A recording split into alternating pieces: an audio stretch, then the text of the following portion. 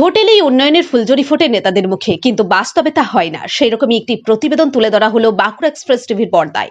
বিগত কয়েক বছর ধরে ছাতনা ব্লকের ঝুঝকা গ্রাম পঞ্চায়েতের অন্তর্গত যুগন্থল গ্রামের মানুষের কোনো উন্নয়ন হয়নি বলে জানান গ্রামের মানুষ।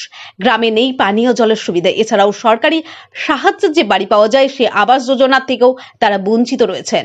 তাছাড়াও তাদের অভিযোগ যে গ্রামে যে আইসিডি স্কুল আছে তার যে রান্না হয় তাও হয় পাশের একটি কুয়োর জল থেকে।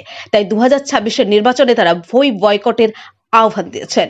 যদিও নির্বাচনের আগে উন্নয়ন প্রতিবেদন প্রতিশ্রুতি দেওয়াটা কোনো নতুন কথা নয়। নির্বাচন এলে শাসক দল থেকে বিরোধী দলের নেতা কর্মীরা গ্রামে গ্রামে গ্রামে মানুষকে রঙিন স্বপ্ন দেখান, কিন্তু সেই স্বপ্ন পূরণ কোনো দিন হয়নি। এই বিষয়ে আমরা কথা বলার চেষ্টা করি ছাতনা পঞ্চায়েত সমিতির সভাপতি বঙ্কিম মিশ্রের সাথে, কিন্তু কোনো যোগাযোগ করা যায়নি। এদিন গত 5 বছরে বিধায়ক একেবারের জন্য এলাকায় আসেননি বলে জানান তারা। কোনো উপায় না পেয়ে তারা ভোট বয়কটের সিদ্ধান্ত নেয়। বাঁকুড়া এক্সপ্রেস টিভির মুখোমুখি হয়ে গ্রামের মহিলারা কি বললেন শোনাবো তাদের সেই মূল্যবান প্রতিবেদন। তুমি বলো। আর আমাদের জলের খুব কষ্ট এখানে, জল আনতে যেতে হয় ধারা থেকে জল আনতে হয়। তারপরে ঘরও পায়নি, অনেক বছর হয়ে গেল ঘর পাওয়া যায়নি এখানে, কেউ পায়নি আর কি। এটা একটা সমস্যা। তারপরে যে পুকুরে চান করি তো, তাহলে ঘাটও নেই, সেরকম ঘাট বাঁধানো হয়নি, এইসবের আর কি প্রবলেম। তো এই যে জল নেই বা সরকারি সাহায্যের বাড়ি পান নাই, তার জন্য কি কোথাও জানিয়েছিলেন? হ্যাঁ, পঞ্চায়েতে জানানো হয়েছিল, বলকেও দরখাস্ত জমা দেওয়া হয়েছিল ঘরের জন্য, কিন্তু কোনো ইয়ে করেন। কোনো ইয়ে হয়নি। এখন আপনারা কি চাইছেন?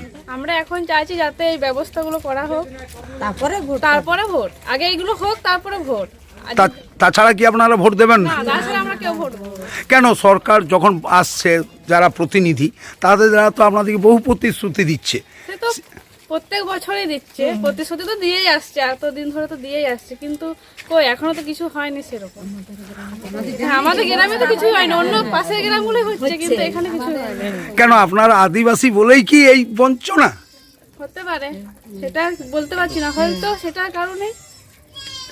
আপনার নাম? অর্চনা মুর্মু।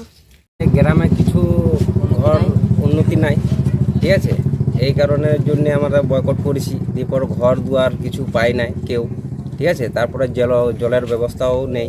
টাইম কল দিয়েছে বছরের কি একবার হচ্ছে, তাও খারাপ করে, মানে আর জল নেই। টাইম কল একটাও